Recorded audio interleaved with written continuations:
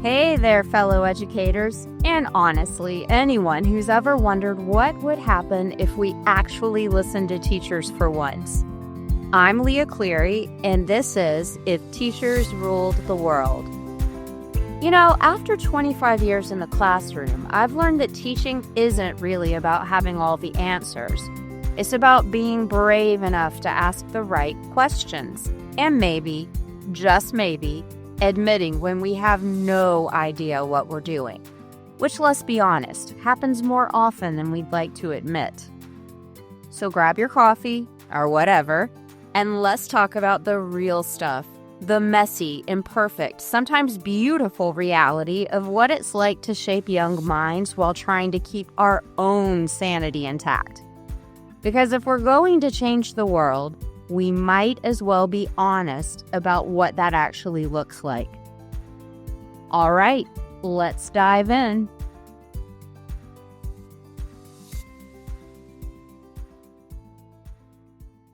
Hey everyone, welcome back to If Teachers Ruled the World. I'm Leah Cleary, and today we're talking about something that's been weighing on my mind, and probably yours too if you're a few weeks into the school year and already feeling completely exhausted. I bet you've been here.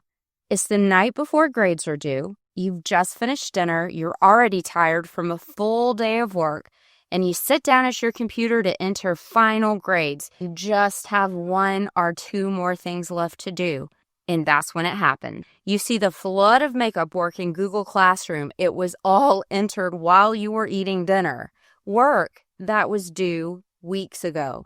Work that you've reminded them about multiple times. And according to your school policy, you have to take it. So there you are, knowing you have to follow the policy, but also knowing that if you stay up all night grading this to meet tomorrow's deadline, you're going to be even more exhausted tomorrow. And frankly, you're a little resentful. Because waiting until the last minute to turn everything in is supremely inconsiderate.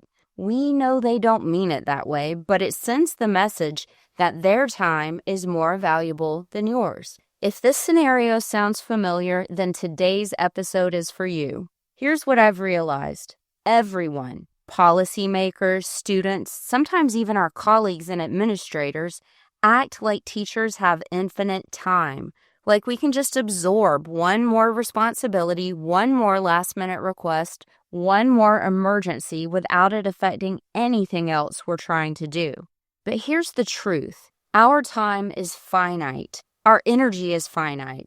And if nobody else is going to respect that, we have to be the ones to set those boundaries. I want to be clear about something first. Setting boundaries does not mean being unhelpful or unprofessional.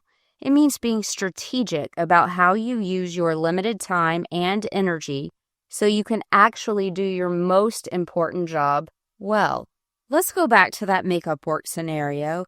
Here's what I would do. Turn in the grades you have, then reach out to families the next day via email and say, hey, I'm going to get this late work entered. I just wanted to let you know I didn't have time to get it all in before the deadline, but I'll be working on it this week. The policy says you have to accept the work. It doesn't say you have to sacrifice your sleep and your well-being to accommodate someone else's lack of planning. Here's another scenario. An administrator comes to you and asks you to sponsor an organization or take on an extra duty. You know you don't have time for one more thing. The answer can be no. You can say no politely. You can offer an explanation if you decide to, but you don't owe anyone a detailed list of excuses. I just don't have time in my schedule for that right now. That's all you need to say. Will you disappoint them? Maybe. Will they get upset? Possibly, depending on your administrator, but they can't force you to take on voluntary responsibilities that will compromise your ability to do your primary job well. This next one's harder because we got into teaching to help kids, right? Just this year, some students came to me wanting to start a Model UN club at our school. As a social studies teacher, this is exactly the kind of club I would love to see. They asked me to sponsor it, but I had to say no. As much as I would love to have a Model UN program, I already sponsor mock trial, and I had promised my husband and myself that I wouldn't take on anything else this year. Did I hate disappointing those kids? No question. But I also reached out to other teachers in my department to see if anyone else could sponsor it. When they all said no because they're all overbooked too, I had to respect that. Am I looking for other avenues to get Model UN started at our school? Yeah. Will I be the one sponsoring it? No. And that's okay. When you need to set a boundary, remember, be polite, be honest, but most importantly, be brief. You don't owe anybody a bunch of excuses, and that's really not what people want to hear anyway. I just don't have time for that this year. If you feel you need to say more, my number one priority is my students and my classes, and I'm really overwhelmed right now. I'm going to have to say no. That's it. No need for a dissertation on all of your other responsibilities. That's all you have to say.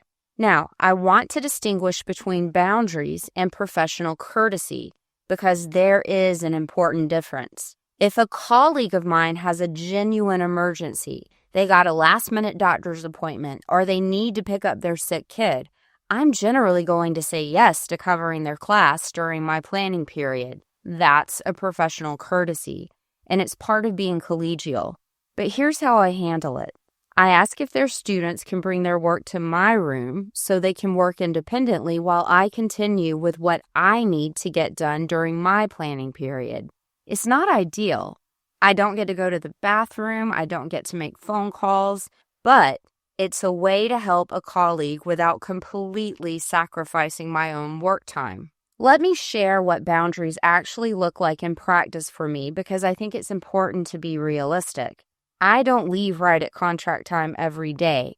That's just not sustainable given all the administrative tasks we have. Instead, I get to work between 30 minutes and an hour early, and I stay about an hour after contract time. This helps me get the paperwork and the clerical tasks done so I don't have to take work home. Because that's my hard boundary. I'm not taking work home this year. Well, not unless I absolutely, positively, 1,000% have to. And yes, there are times when I do, but it does create feelings of resentment, which is what I'm trying to avoid. But most nights, when it's time for me to leave, I just have to accept that I'm not going to be finished with everything. Things will roll over to the next day. Because nighttime at home is already pretty packed with things that are just as important. There's time to make dinner, time to eat, time to clean up, time to get ready for the next day, and time to go to bed. Sleep is the thing I used to sacrifice, but I refuse to do that anymore. Here's another hard boundary for me. I don't respond to emails after hours. I turn those notifications off when I get home. Now, here's the thing I really want to address. Some of you might be thinking, but Leah, if I don't say yes to everything, I won't look like a team player. That, my friend, is a lie designed to trick you into saying yes to everything. You can absolutely be a team player without saying yes to everything. Look at how I handle covering classes for my colleagues with emergencies. That's being a team player. Saying no to Model UN, that is also being a team player. And here's why. If I take one more thing on, I'm going to fall down on my responsibilities to my PLC, my professional learning community. I'm going to let down all the other teachers at my school who depend on me to pull my weight in our department. And most importantly, I'm going to let down my students. But here's the ultimate truth about being a team player at school. What goes on in our classrooms is the most important thing. We're there to teach students. They're there to learn. If I overcommit because I'm afraid of not being a team player, I'm dropping the ball on my most important role, my most important position on the team, and that's being prepared for my classroom every single day. I've seen too many well-meaning teachers do this, take on so much that they don't have time to plan engaging lessons or give students timely feedback. We tend to get acclaim for those extras, not for what actually goes on in our classroom, but what goes on in our classroom is what we're getting paid for.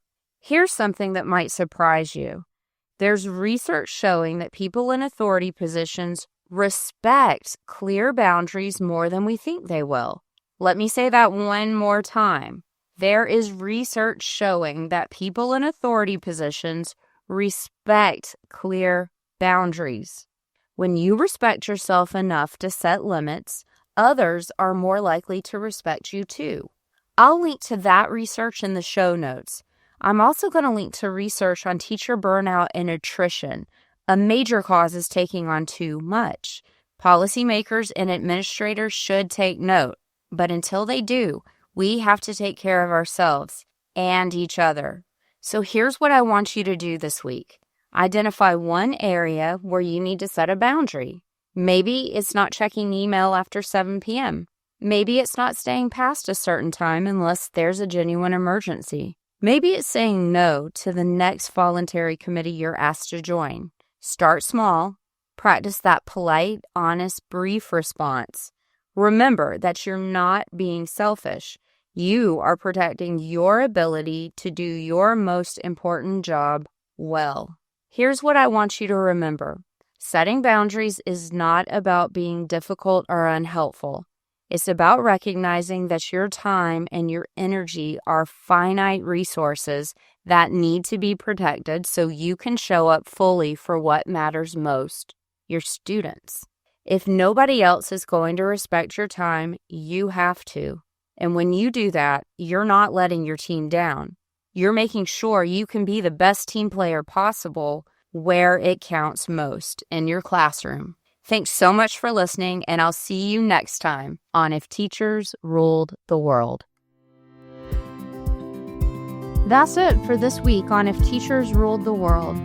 Be sure to subscribe, share with a teacher friend, and join the conversation at leahcleary.com. Until next time, keep ruling your classroom and rewriting the rules.